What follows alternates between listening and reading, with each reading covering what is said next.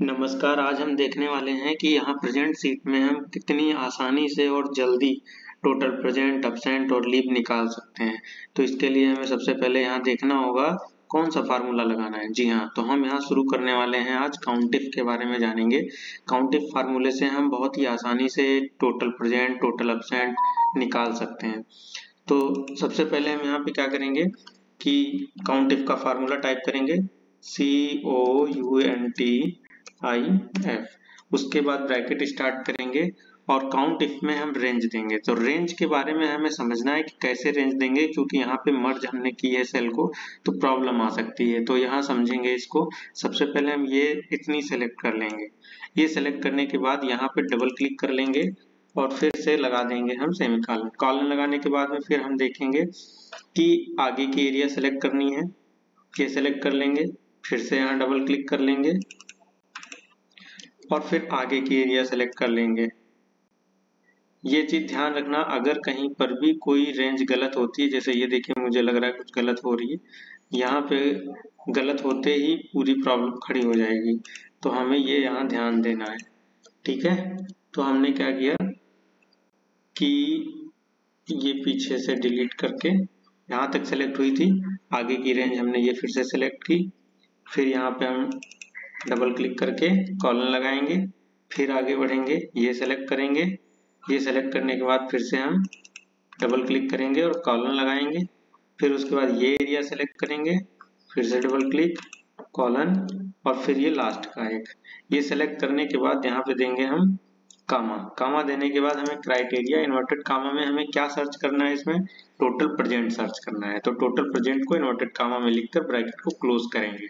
समझ रहे हैं? आप लोगों के सामने पूरी चीज एक एक टाइप की है। अब उसके बाद में हमें इंटर करना है। तो हम देख पा रहे हैं टोटल प्रेजेंट निकल के आई 21। जरा काउंट करके देख लीजिए, 1 2 3 4 5 6 7 8 9 10 11 12 13 14 15 16 17 18 19 20 और 21 प्रेजेंट हो गई। अब इनको हम पूरा नीचे तक ड्रैग कर देंगे। तो ये हमारी पूरी प्रेजेंट निकल आई। ठीक ऐसे ही हम यहाँ पे एब्सेंट भी निकाल सकते हैं। वही formula equal COUNT count if bracket start, और इस बार हम रेंज फिर से देंगे। तो हमें रेंज में क्या देना है, यही रेंज देनी है। यहाँ से ये सिलेक्ट कर ली हमने, फिर से हमें यहाँ डबल क्लिक करना है।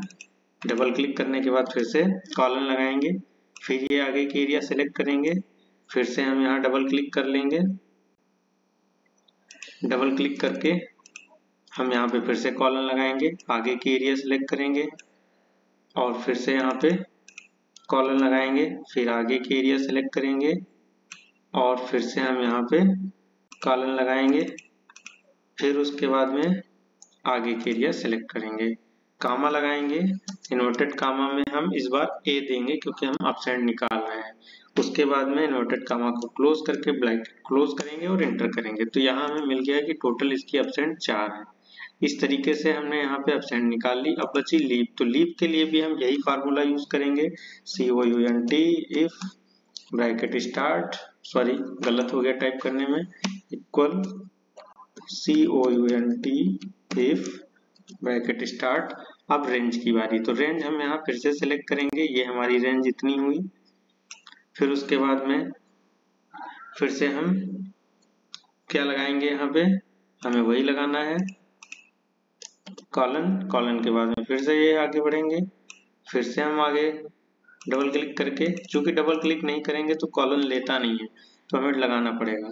फिर उसके बाद में आगे बढ़ेंगे तो यहाँ पे हम कॉलन ले लेंगे, फिर उसके बाद आगे की एरिया ले लेंगे, फिर से हम क्लिक कर लेंगे, कॉलन लेंगे और ये सेलेक्ट कर लिया, कामा दे दिया, इन्वर्टेड कामा में L दे दिया, इन्वर्टेड कामा क्लोज और ये इंटर। हमने देखा कि यहाँ पे इसने दिखा दिया कि टोटल यहाँ पे 0 एब्सेंट है। 0 एब्सेंट है, इसका मतलब हमारा कहीं पे कोई फार्मूला गलत हुआ।